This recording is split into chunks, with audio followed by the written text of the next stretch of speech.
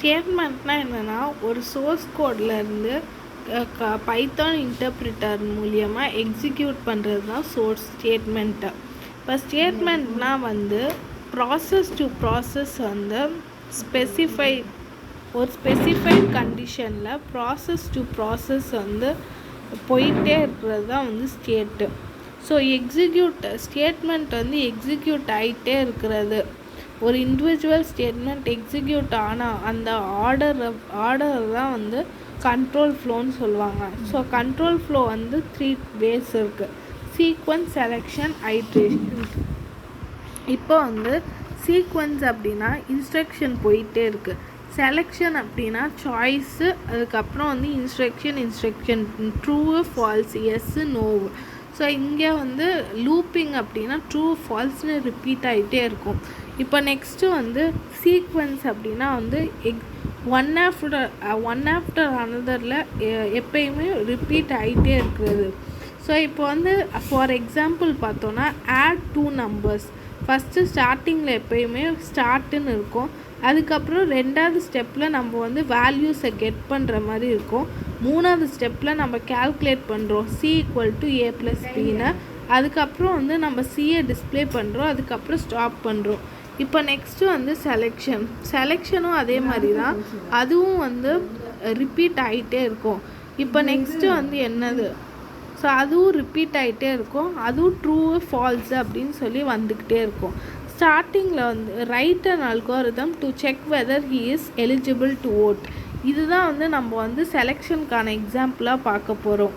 So step 1 வந்து எப்பயுமே start, step 6ன்னு இல்லை, கடைசி ஸ்டெப் வந்து ஸ்டாப்பு. ஸோ வந்து ஸ்டெப் 2ல் வந்து get the age of the person.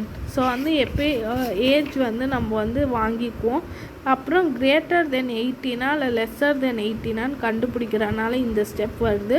அதுக்கப்புறம் ஸ்டெப் 4ல் வந்து எலிஜிபிள் டு ஓட்டான்னு கண்டுபிடிக்கணும். அதுக்கப்புறம் ஸ்டெப் 5ல் என்ன பிரிண்ட் பண்ணணும்னா நாட் எலிஜிபிள் டு ஓட்டான்னு பிரிண்ட் பண்ணணும்.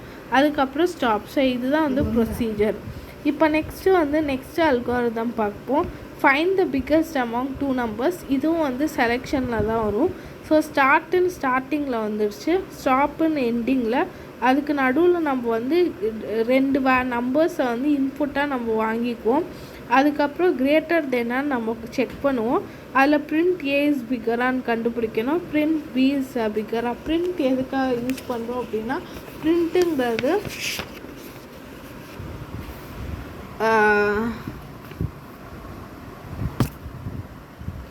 ஸோ வந்து பிரிண்ட் எதனால் யூஸ் பண்ணுறோம் அப்படின்னா, பிரிண்ட்டுங்கிற ஃபங்க்ஷன் யூஸ் பண்ணால் தான் அது பிரிண்ட் ஆகி நமக்கு வந்து ரிசல்ட் வரும். ஐட்ரேஷனும் அதே தான், அப்படியே எக்ஸிக்யூட் ஆகிட்டே இருக்கிறது தான் ஐட்ரேஷனுங்கிறது மீனிங்கு.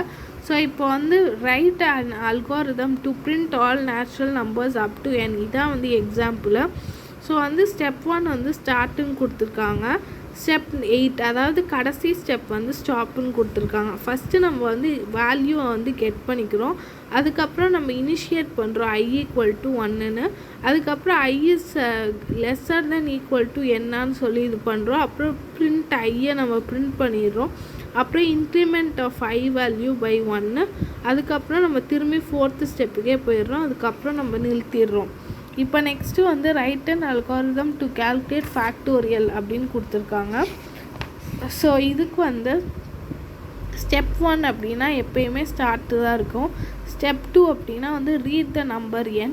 ஸ்டெப் 3னா இனிஷியல் I is equal to 1 and fact is equal to 1. அதுக்கப்புறம் நம்ம 5 ஸ்டெப்பு மூலியமாக 6 வந்து அன்டில் ஈக்குவல் டு நம்ம வந்து இது பண்ணியிருக்கோம்.